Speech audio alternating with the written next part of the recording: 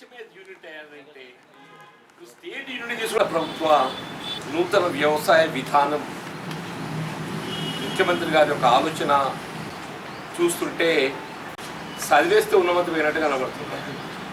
ఇవాళ వ్యవసాయ ఉత్పత్తులు, దిగుబడి, మార్కెటింగ్ విధానం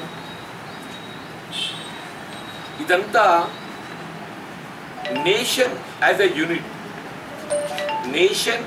యూనిట్, దేశం ఒక యూనిట్గా ధాన్యం సేకరణ విధానాన్ని, వ్యవసాయ ఉత్పత్తుల సేకరణ విధానాన్ని ఏదైతుందో అమలు చేయడం, దాన్ని దృష్టిలో పెట్టుకొని 2004-05కు పూర్వం అప్పుడు వరిధాన్యం ఉత్పత్తి ఏదైతున్నదో ఈ వరిధాన్య సేకరణకు సంబంధించి 2007-08 పూర్వం అంటే రాష్ట్రంలో తిరిగి కాంగ్రెస్ ప్రభుత్వం ఏర్పడే నాటికి ఏదైతున్నదో పూర్తిగా మిల్లర్లపైనే ఆధారపడి మనం ధాన్యాన్ని విక్రయించుకునేటువంటి ఒక పరిస్థితి ఉంది.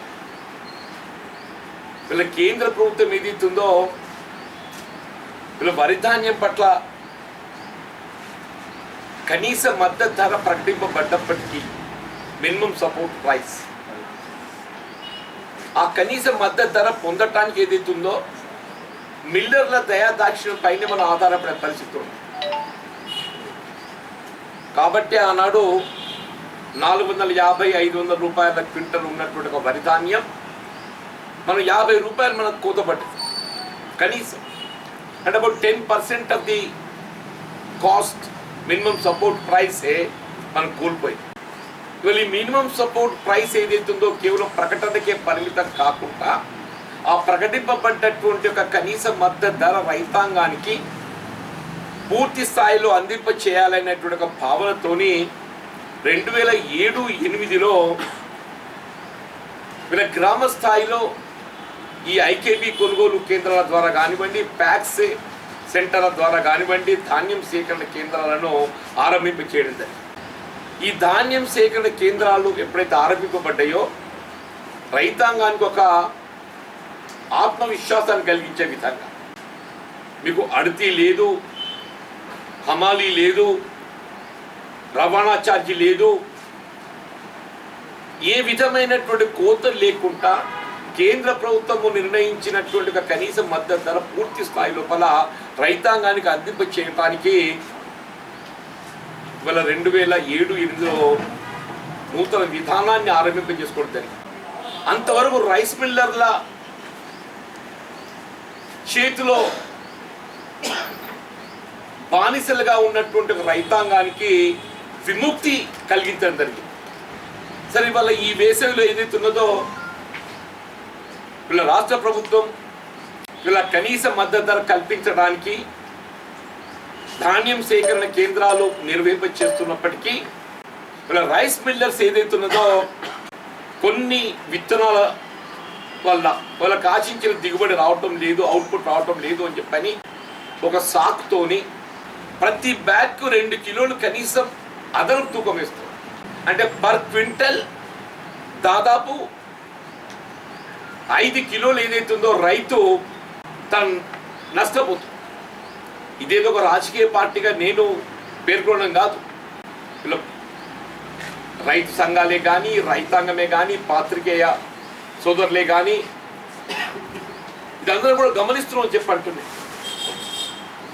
ఇలా బేసిక్గా మన ముందున్న సమస్య ఈ రైతు మిల్లల దోపిడీని ఏ విధంగా అరికట్టాల్సి అనేటువంటి ఆలోచన మనం ఆలోచించాలి. దాని పట్ల దృష్టి పెట్టకుండా ఇలా రైతాంగానికి, వరిధాన్యానికి ఏదైతే కొంత మేరకు మద్దతు ధర పొందటానికి ఉన్నటువంటి ఒక అవకాశాన్ని ఒక విధంగా నీరు గార్చే విధంగా ఇలా ఏ గ్రేడ్ 1గా గుర్తింపు పొంది ఫైన్ వెరైటీగా సేకరింపబడుతున్నటువంటి ఒక వరిధాన్యాన్ని దొడ్డు రకంగా పేర్కొంటూ వాస్తవంగా భారత ఆహార సంస్థ, ఫుడ్ కార్పొరేషన్ ఆఫ్ ఇండియా వీళ్ళు ఈ గ్రేడ్ 1 వెరైటీ కింద సేకరింపబడుతున్న ధాన్యాన్ని ఫైన్ వెరైటీగా దాన్ని ఆ బియ్యాన్ని మరాడించి తదుపరి FCI కొనుగోలు చేస్తుంది. దానికి దొడ్డు రకమైన ఒక పేరు పెట్టి. సరే, ఇంతకంటే బెటర్ రైస్ ఉంటే you can call it as a super fine variety. You can call it as a super fine variety. ఈ grade wine is a fine variety. ఇలా సన్నట్లో అని మనం ఏదైతే భావిస్తున్నామో you can call it as a super fine variety. వాస్తవంగా ఇలా రాష్ట్ర ప్రభుత్వమే కానీ కేంద్ర ప్రభుత్వం కానీ ఆలోచన చేయవలసింది రైతాంగానికి ఏ రకమైనటువంటి యొక్క వ్యవసాయ ఉత్పత్తులతో మెరుగైన దిగుబడి పొంది మనకి గిట్టుబాటు లభిస్తుంది అనేది మనం ఆలోచించాలి. వీళ్ళు ప్రస్తుతం ఏ గ్రేడ్ 1 వెరైటీగా సేకరింపబడుతున్నటువంటి రాష్ట్ర ప్రభుత్వం నామకరణం చేస్తున్నటువంటి ఒక దొడ్డు వడ్లు పర్ ఎకర్ 25 నుండి 30 క్వింటల్ కనీసం వస్తాయి. అవును, ఆన్ యావరేజ్ మంచి పంట 30 క్వింటల్లో, తక్కువ 25 రావాలి. ఈసారి తక్కువ వచ్చింది సార్.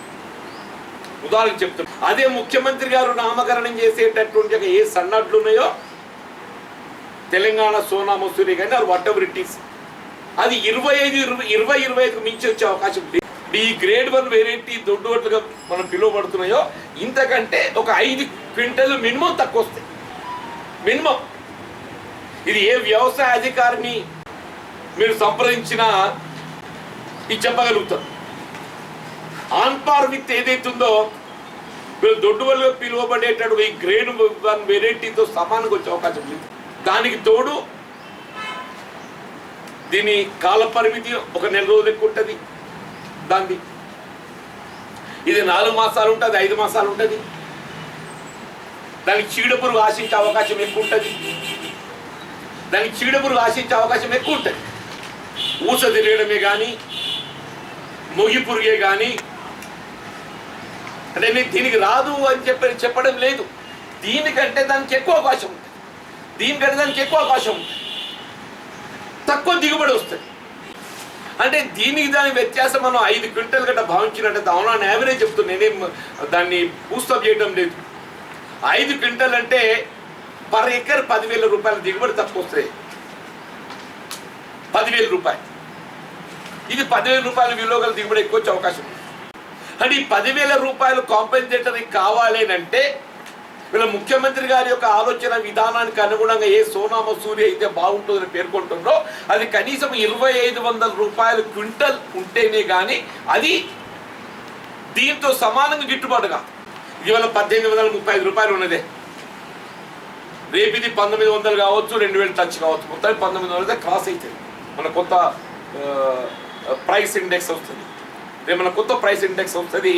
డెఫినెట్గా 100 రూపాయలు పెంచగలిగినా కానీ 1,900, 1,950 అవుతుంది. అది ఏదైతుందో ఇక సీఎం గారు పేర్కొనేటటువంటి ఆ సోనా మసూరి సన్న వడ్లు పేర్కొంటుందో అది మార్కెట్లో 2,500 రూపాయలు క్వింటల్ రైతుకు మీరు కనీస మద్దతు ధర కల్పించగలిగితే మాత్రమే అది రైతుకు ఇంతకంటే మెరుగ్గా ఉంటుంది తప్ప లేకుంటే కాదు. ఇవాళ ఈ గ్రేడ్ 1 వెరైటీ ఏదైతే మీరు దొడ్డు వడ్లు పేర్కొంటున్నారో దీనికి మార్కెటింగ్ పట్ల ఏదైతున్నదో ఇబ్బందులు లేవు. అది ఇంపార్టెంట్. మార్కెటింగ్ పట్ల ఇబ్బందులు లేవు. రాష్ట్ర ప్రభుత్వం వరి ధాన్యాన్ని సేకరించి దాని మిల్లుల ద్వారా మరాడించి భారత ఆహార సంస్థకు ఏదైతుందో బదిలీ చేసే అవకాశం. నువ్వు ఎంత ధాన్యాన్ని ఉత్పత్తి చేసినా భారత ఆహార సంస్థ కొనుగోలు చేయడానికి సిద్ధంగా ఉన్నది. ఇలా పంజాబ్ రాష్ట్రం ఏదైతుందో మనకంటే అధిక శాతంలో దిగుబడి చేస్తుంది. మనకంటే అధిక శాతంలో బియ్యం ఏదైతుందో భారత ఆహార సంస్థకు సరఫరా చేస్తుంది. మరి అటువంటిప్పుడు ఏదైతున్నదో నువ్వు తినే వడ్లే పెట్టుకోవాలి అని చెప్పారంటే సరే, తినడానికి కొంత పెట్టుకోవచ్చు కాక అది వేరే విషయం. రైతుకు ఏదైతుందో మనకు వాణిజ్య పరంగా ఏది లాభసాటి అనేది మనం ఆలోచన చేయాలి. మన వ్యవసాయ శాఖ అధికారులు సీఎం గారు వారికి ఒక ఆలోచన వచ్చింది, తప్పలేదు దాంట్లో. అది ఏ మేరకు ప్రయోజనము, ఏ మేరకు రైతుకు ప్రయోజనం అనేది వ్యవసాయ శాఖ సూచించింది. మన నిజంగానే రాష్ట్రంలో వ్యవసాయ శాఖ ఇలా ముఖ్యమంత్రి గారు పేర్కొనేటటువంటి ఒక సన్నవడ్లు ఏదైతుందో రైతాంగానికి వాణిజ్య పరంగా ప్రయోజనకరంగా ఉంటుందని చెప్పని భావిస్తున్నారా? ఇలా కన్నుండి చూడలేని చెవులుండి వినలేని శాఖ ఎందుకే? కన్నుండి చూడలేని, చెవులుండి వినలేని శాఖ ఎందుకు అని చెప్పంటున్నాను నేను. మాకు కొన్ని ఆలోచనలు ఉండొచ్చు ప్రజా జీవితం లోపల రాజకీయ నాయకులకు. మా ఆలోచనలకు ఏదైతుందో అవి ఏ మేరకు సత్ఫలితాలు ఇస్తాయి, ఏ మేరకు ఆశించిన ప్రయోజనాలు పొందగలుగుతాం అనేది మీరు సూచించాలి. అంతేగాని ఏదైతుందో మీ యొక్క ఆలోచనకు తెరదించి వాస్తవాలను పరిగణలోకి తీసుకోకుండా ఇలా పర్ ఎకర్ 10,000 రూపాయలు రైతు నికరంగా నష్టపోయే పరిస్థితి వస్తే నువ్వు ఆ పంట పెడితే రైతు బంధు ఇస్తా లేకుంటే ఇయ్యా అంటే అర్థం ఏంటి? నువ్వు రైతు బంధు నీరు గార్చడమే దీన్ని వెనుకున్నటువంటి యొక్క కుట్ర. ఆనాడు నువ్వు ఏదైతున్నదో ఏ విధమైనటువంటి ఆంక్షలు లేకుండా, ఏ విధమైన పరిమితులు లేకుండా రాష్ట్రంలో ఎంత సాగు విస్తీర్ణత ఉంటే అంత సాగు విస్తీర్ణతకు ఏదైతుందో నేను రైతు బంధు ప్రయోజనం సమకూరుస్తా అని చెప్పని నువ్వు రెండో పర్యాయం ఎన్నికల్లో అధికారం రావడం జరిగింది. ఇవాళ ఏమైంది? ఏ పరిమితులు లేకుంటే ఏదైతుందో పూర్తి స్థాయిలో సాగు విస్తీర్ణతకు నువ్వు ప్రయోజనం సమకూరుస్తా అన్నటువంటి ఒక రైతు ప్రయోజనం, దానివల్ల పరిమితులతో 5 ఎకరాలకు కుదించిండే అంటున్నాను. అప్రకటితంగా 5 ఎకరాలు కుదించింది, అప్రకటితంగా. ఇవాళ ఉదాహరణకు 40 లక్షల ఎకరాల సాగు విస్తీర్ణత వరి సాగు అనేది ఒక ఆలోచన. అందులో సగం సన్న పెట్టు అంటుండు, సగం ఏదైతుందో గ్రేడ్ 1 దొడ్డు పెట్టు అంటుండు. అంటే ఈ సగం ఈ 20 లక్షల ఎకరాలు ఏదైతే నువ్వు గ్రేడ్ 1 వెరైటీ నువ్వు దొడ్డుబట్టుగా నామకరణం చేసినావో అది సాగు చేసిన రైతు బంధు ఇవ్వమన్నట్టే కదా నీ ఆలోచన. నేను కేవలం నేను చెప్పినట్టు నువ్వు ఇత్తనం పెడితే నీకు ఇస్తా లేకుండా లేదు అంటున్నావు. నువ్వు చెప్పే ప్రకారం ఏదైతుందో నువ్వు నామకరణం చేసే సన్నబట్లు ఏవైతున్నాయో సూపర్ ఫండ్ వెరైటీ పెడితేనే నువ్వు రైతు బంధు ఇస్తా లేకుంటే ఇవ్వవు. ఇవ్వడానికి ఇంతవరకు గ్రేడ్ 1 వెరైటీగా సేకరింపబడుతున్నాడు వరి ధాన్యం ఉత్పత్తి చేస్తే రైతు బంధు ఇవ్వవు. నువ్వు మరొక 20 లక్షల ఎకరాలు ఏదైతుందో సీఎం గారి ఆలోచన ప్రకారంగా కూడా పెట్టే అవకాశం ఉన్నది. అంటే 20 లక్షలు ఇంటూ 5,000 రూపాయలు ఎంత అవుతుంది? 1000 కోట్లు. 20 లక్షలు ఇంటూ 5,000 1000 కోట్లు. రైట్ అంటే ఏంది? ఒక 1000 కోట్లు కదా నువ్వు ఎగరామా పెట్టినట్టే కదా. ఇది ఖరీఫ్ వానకాలం అంటావో ఏమంటావు నీ భాషలో. రేపు యాసంగికి వచ్చేవారు కదా రబీకి 40 లక్షలు ఇదే పెడతారు. అప్పుడు సన్నట్టు పెట్టే అవకాశం లేదు. యాసంగి వచ్చేవారు కదా మొత్తం ఇవే పెట్టాలి కదని. గ్రేడ్ 1 వెరైటీ ముఖ్యమంత్రి గారు చెప్పే సన్నట్లు పెట్టే అవకాశం లేదు. 40 లక్షల ఎకరాలు 40 లక్షల ఎకరాలు అంటే 40 లక్షలు ఇంటూ 5,000 2,000 కోట్లు. 40 లక్షలు ఇంటూ 5,000 ఎంతనే? 2,000 కోట్లు. అంటే ఏంటి? నువ్వు రైతు బంధు ఏదైతే ఆర్భాటంగా దేశంలో ఎక్కడ లేని విధంగా ఏదైతుందో నేను రైతుకు అండగా నిలిచే విధంగా ఏదైతే పెట్టుబడి సమకూరుతుందో చెప్పని నువ్వు పేర్కొన్నావో, ఏ రైతు బంధు నెపంతో నువ్వు రెండో పర్యాయం అధికారానికి వచ్చినవో ఇలా రైతు బంధుకు ఎగనామం పెట్టబోతున్నావు. అందులో దాని కుట్రలో భాగమే వీళ్ళు ఈ నూతన వ్యవసాయ విధానం అని చెప్పంటున్నావు. ఆ కుట్రలో భాగమే ఈ నూతన వ్యవసాయ విధానం అని చెప్పంటున్నావు. వీళ్ళ కలెక్టర్లకు టార్గెట్ అట. ఎవరు 2 ఎకరాలు ముఖ్యమంత్రి గారి సన్నట్లు పెట్టిస్తారు అంటే ఎవరెంత రైతు బంధు పథకం మీద వెచ్చించే నిధులను సేవ్ చేస్తారు, ఎవరెంత రైతు బంధు లెంప మీద వెచ్చించగలిగే భారం అవకాశం ఉండే నిధులను మిగులు చేస్తాడు. ఆ కలెక్టర్లకు అవార్డు ఇస్తాడట. నువ్వు రైతు ప్రయోజనం గురించి మాట్లాడు, రైతుకు ఏది లాభసాటే మాట్లాడు. ఇవ్వాలని కూడా చెప్తున్నాను ఇదే వేదిక నుండి. నువ్వు పేర్కొనే సన్నట్లకు 2,500 రూపాయలు క్వింటల్ ఏదైతుందో నువ్వు కొనుగోలు చేయడానికి సంసిద్ధత వ్యక్తి అయితే ప్రకటించు. రేపటికి అందరూ పెడతారు అని చెప్పండి. నువ్వు పేర్కొనే సన్నట్లకు ఏదైతుందో క్వింటల్కు 2,500 రూపాయలు కనీస మద్దతు ధరతోని కొనుగోలు చేసే బాధ్యత రాష్ట్ర ప్రభుత్వం చేపట్టాలి. అప్పుడు ఏదైతుందో రైతుకు ఒక విశ్వాసం కలిగించాం మనం. నువ్వు ఆ విషయం చెప్పక నా బరువు లేదు, నా బాధ్యత లేదు, మళ్ళీ మనం పట్టుకపోయి ఏం చేస్తున్నారట? రైస్ మిల్లర్ల చేతులు పెడతారట. మళ్ళీ మనం పట్టుకపోయి ఏం చేస్తున్నారట? రైస్ మిల్లర్ల చేతులు పెడతారు. ఇలా ముఖ్యమంత్రి గారి పేర్కొన్న సన్నట్లను ఎవరు కొనాలి? కేవలం రైస్ మిల్లర్ మాత్రమే. ఎఫ్సిఐ సేకరింపజేసే అవకాశం ఉన్నా కానీ అది ఇదే గ్రేడ్ 1 వేరియటీ ధర మాత్రమే పెడుతుంది, ఎక్కువ పెట్టదు. ఎఫ్సిఐ సేకరింప చేయగలిగే అవకాశం ఉన్నా కానీ వాళ్ళు ధర ఎంత పెడతారు? ఇదే గ్రేడ్ 1 వేరియటీ ధర పెడతారు, ఎక్కువ పెట్టడానికి వీల్లేదు. అంటే ఏంటి?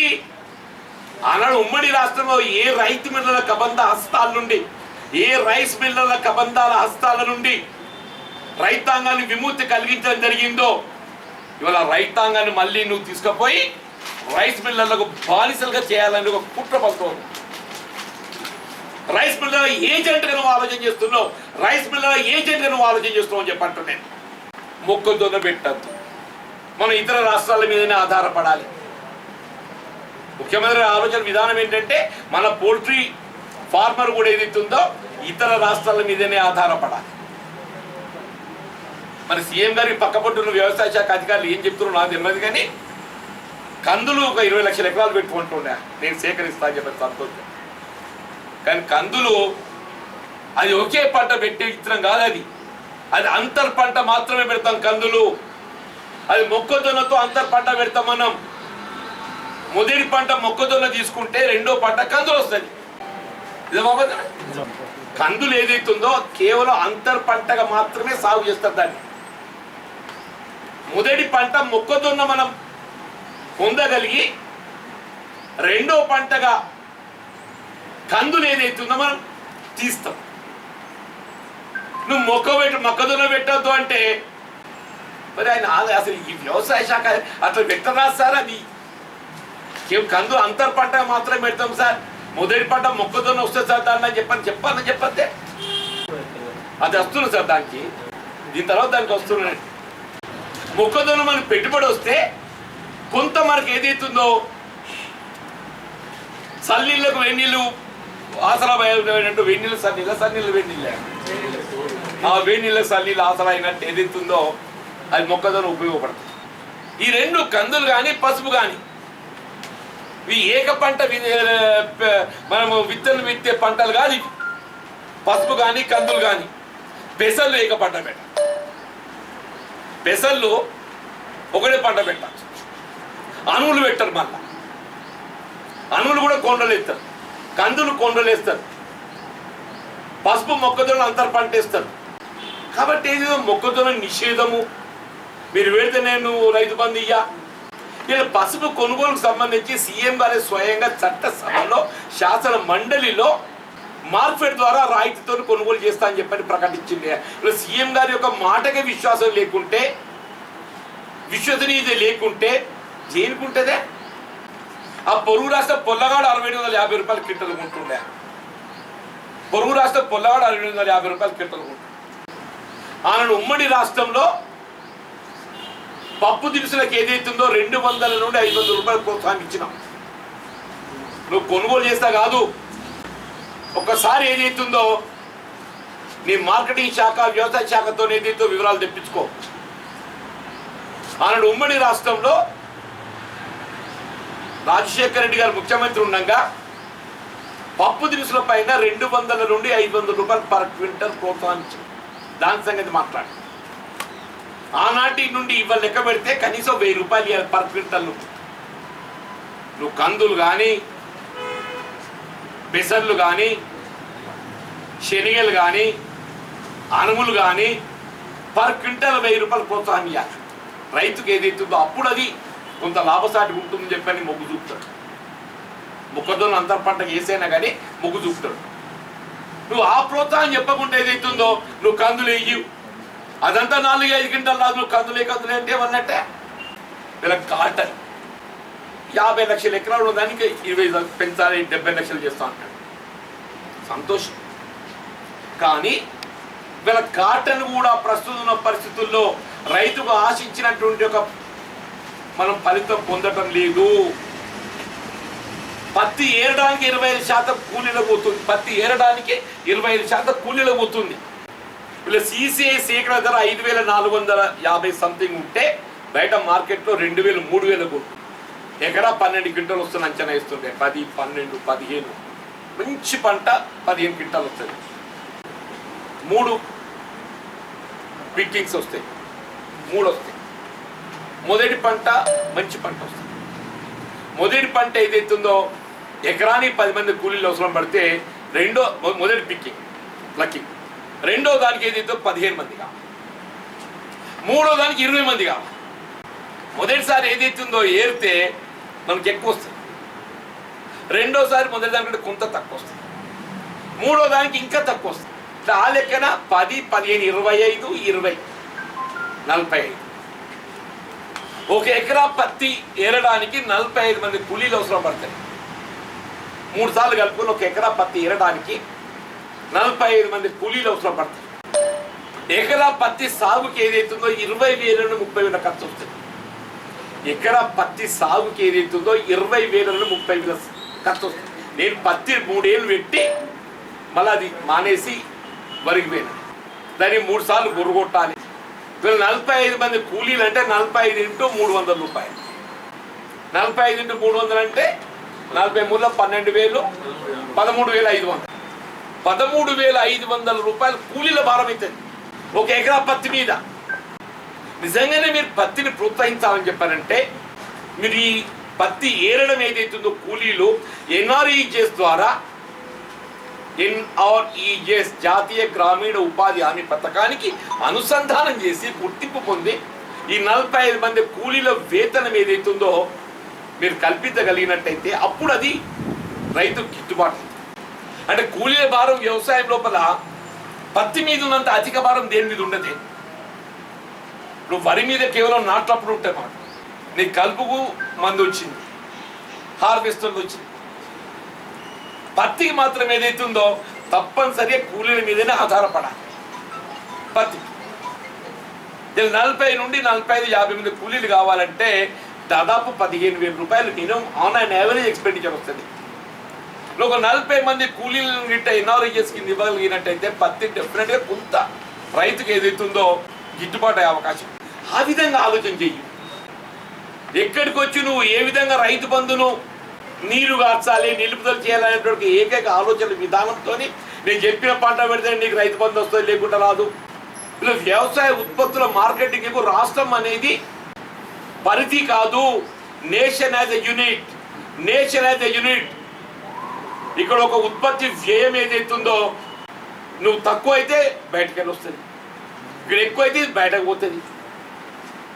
బేసిక్గా నేను చెప్పదలుచుకుంది ఏంటంటే గ్రేడ్ 1 వెరైటీ కింద సేకరింపబడిన వరి ధాన్యం మనం ఎంత ఉత్పత్తి చేసినా దాన్ని సేకరించడానికి FCI ఏదైతుందో భారత ఆహార సంస్థ మనకు అండగా ఉన్నది.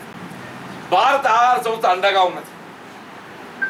దాన్ని ఏదైతుందో కేవలం నీ వ్యక్తిగత ఆలోచన విధానం రైతాంగంపై రుద్దాలనే ఒక భావనతోని నీ రైతు బంధును ఏ విధంగా నిలువరింపజేయాలనే ఒక కుట్రపూరితమైన ఆలోచన విధానంతో నువ్వు రైతును ఏదైతుందో ఇక్కట్ల పాలు చేయటం.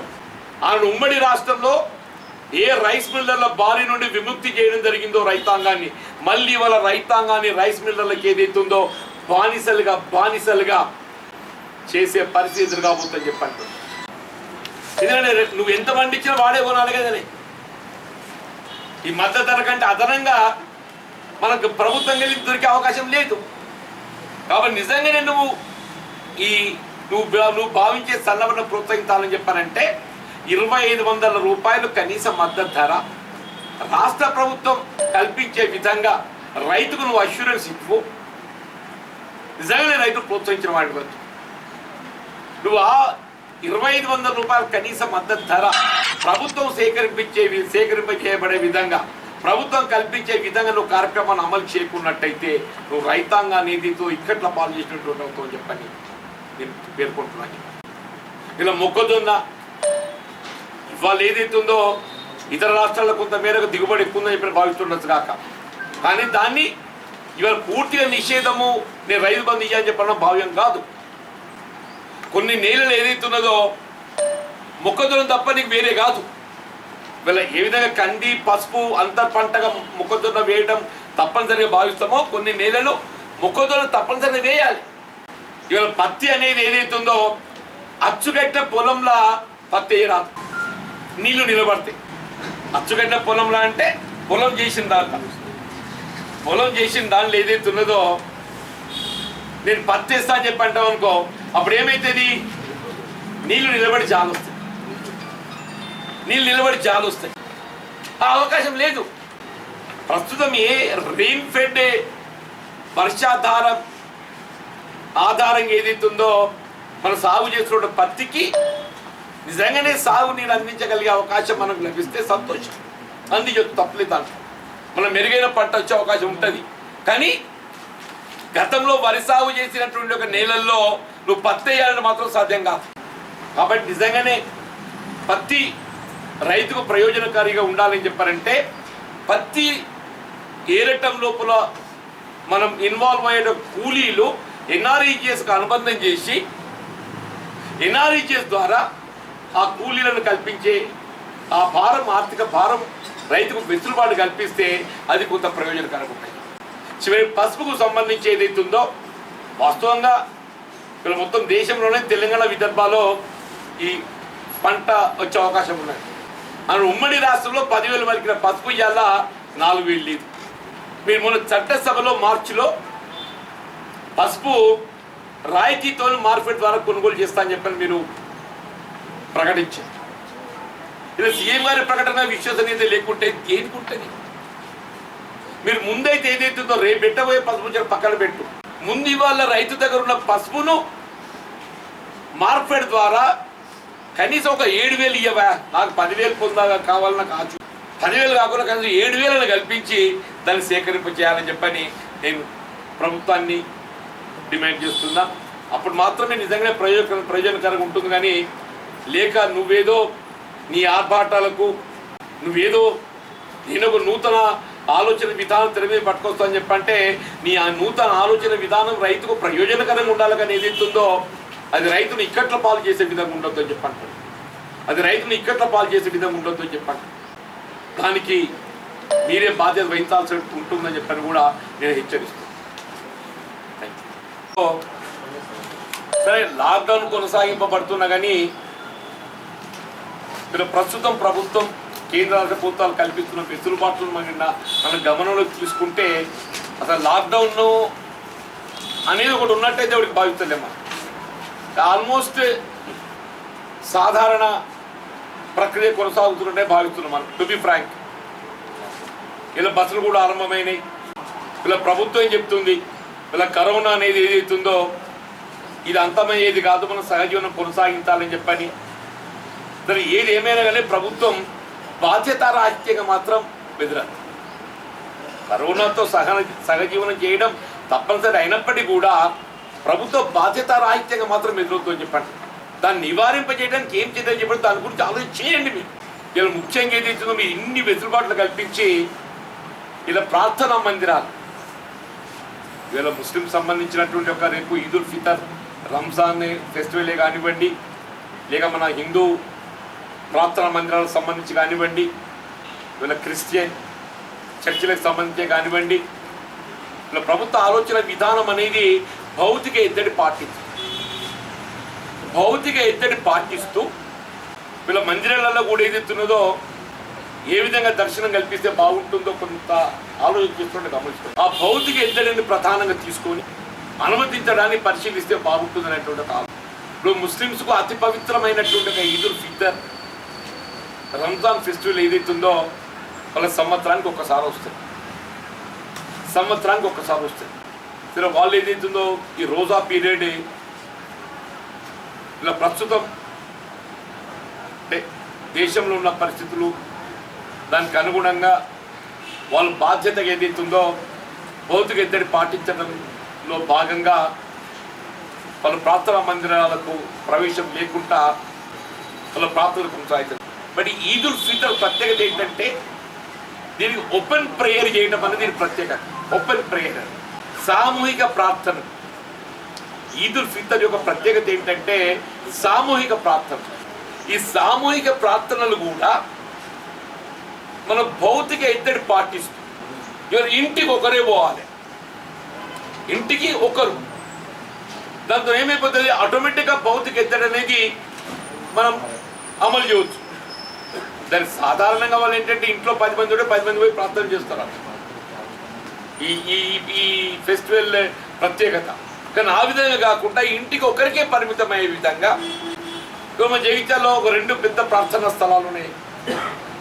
అంటే ఈద్గా కానీ కిలా మైదానం కానీ 2 పెద్ద స్థలాలు ఉన్నాయి.